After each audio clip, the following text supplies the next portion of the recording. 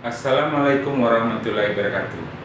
Halo Bunda, saya Dr. Marlis Nur SPOG. Saat ini saya bertugas sebagai dokter spesialis kebidanan dan penyakit kandungan di Rumah Sakit Jabal Rahmah Medika Muara Bungo. Pada kesempatan ini saya ingin mengajak para bunda untuk berbicara atau membahas tentang angka kematian ibu saat melahirkan.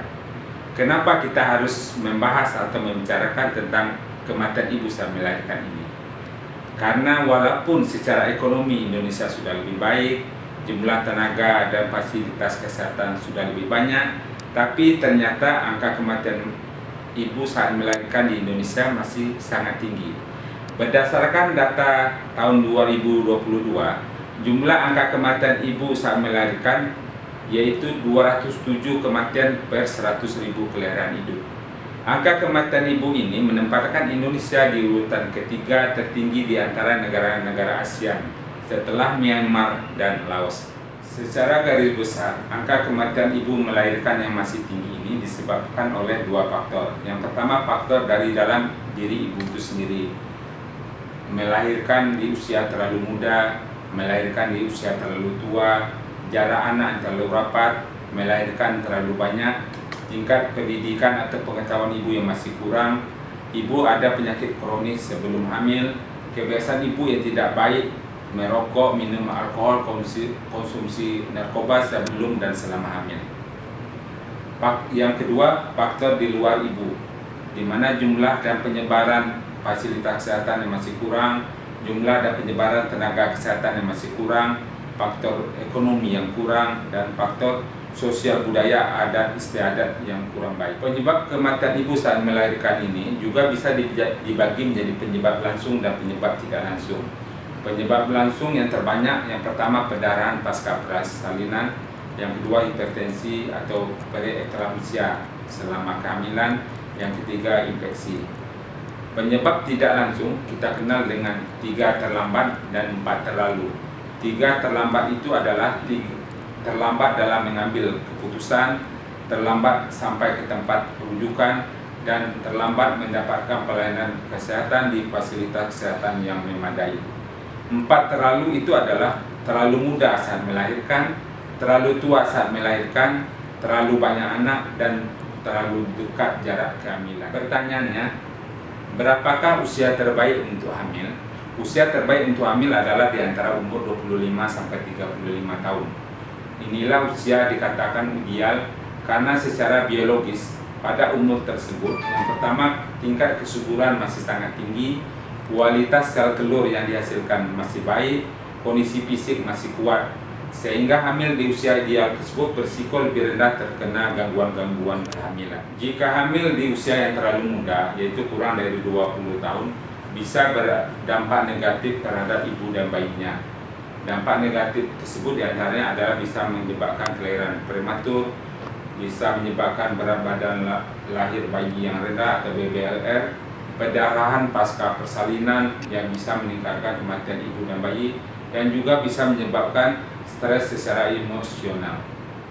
Hamil di atas umur 35 tahun juga berisiko tinggi karena yang pertama, kesuburan wanita sudah mulai mengalami penurunan, dan juga kemungkinan komplikasi mengalami peningkatan jika hamil di atas usia 35 tahun tersebut.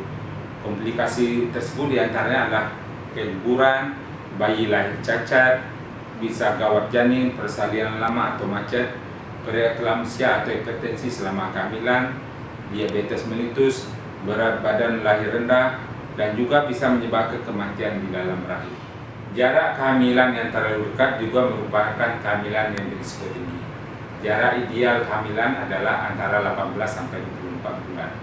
Jika kehamilan dengan jarak yang terlalu dekat bisa menimbulkan komplikasi diantaranya keguguran, pendarahan sebelum dan setelah persalinan, risiko robekan rahim jika sebelumnya melahirkan secara seksio sesarian, kelahiran prematur, gangguan pertumbuhan dan perkembangan janin dalam kandungan, berat badan lahir rendah, juga bisa meningkatkan risiko anemia pada ibu, lebih sering kontraksi palsu, dan juga bisa menyebabkan kelainan bawaan pada bayi. Terlalu banyak melahirkan juga bisa meningkatkan komplikasi pada ibu hamil, Terlalu banyak melahirkan anak atau gravidamuti adalah ibu yang pernah hamil atau melahirkan 4 kali atau lebih. Risiko yang dapat terjadi pada kehamilan terlalu banyak ini diantaranya adalah kelainan letak janin, robekan rahim, persalinan lama atau macet, perdarahan sebelum dan pasca persalinan, tumbuh kembang anak yang kurang optimal, menambah beban ekonomi keluarga, dan juga bisa menyebabkan kanker serviks.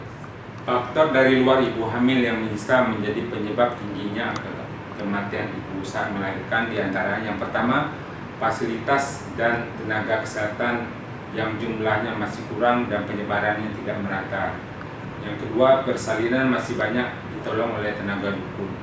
Yang ketiga, adat istiadat yang kurang baik, diantaranya ibu hamil harus diurut selama hamil. Yang keempat, sosial ekonomi yang masih kurang. Walaupun ibu hamil dalam usia ideal, namun ada beberapa faktor yang mempengaruhi ibu hamil berisiko tinggi. Di antaranya tinggi ibu hamil yang kurang dari 145 cm, kelainan bentuk panggul, ibu hamil dengan riwayat penyakit kronis seperti diabetes, TB paru, asma, dan lain sebagainya. Pola hidup yang tidak sehat seperti merokok, minum alkohol, dan konsumsi narkoba. Ibu hamil mengalami gangguan psikis seperti stres dan depresi, kekurangan gizi kronis, dan anemia kronis. Apa upaya yang bisa kita lakukan untuk pencegahan kematian ibu melahirkan?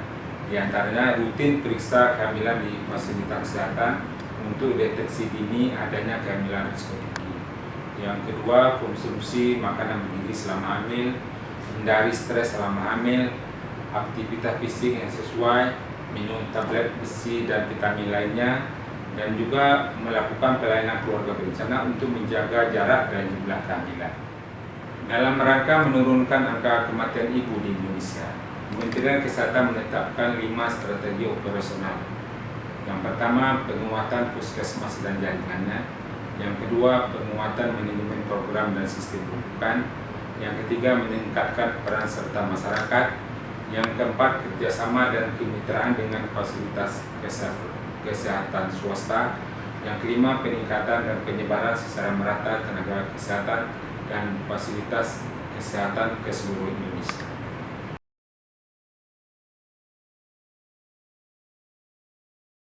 Dari uraian di atas, ada beberapa anjuran yang bisa kita lakukan untuk menurunkan angka kematian ibu ini. Yang pertama, jangan menikah di usia terlalu muda dan terlalu tua. Yang kedua, hamil di usia yang ideal, yaitu antara umur 20 sampai 35 tahun. Yang ketiga, kontrol rutin kehamilan ke fasilitas kesehatan. Yang keempat, jarak kehamilan yang ideal, yaitu antara 18 sampai 24 bulan. Yang kelima, memiliki anak maksimal 3 orang. Yang keenam, deteksi dini kehamilan risiko tinggi. Yang ketujuh, pengobatan penyakit dasar sebelum hamil. Yang keempat, persiapan mental, fisik, dan ekonomi sebelum hamil. Yang kesembilan, penyuluhan untuk meminimalisir pengaruh sosial budaya, adat istiadat yang kurang baik terhadap ibu hamil. Sebagai penutup, marilah kita berpantun. Pergi berburu membawa bedil, mencari kijang di tengah hutan. Kalau ibu sudahlah hamil, periksalah rutin setiap bulan. Gelang porselin indah mengkilat, banyak dibuat menjadi ajiman. Menjelang persalinan haruslah sehat agar bayi lahir dengan selamat. Akar bambu seratnya kuat, batang diletak daun berserakan. Agar ibu sehat dan kuat, jangan beranak terlalu banyak. Assalamualaikum warahmatullahi wabarakatuh.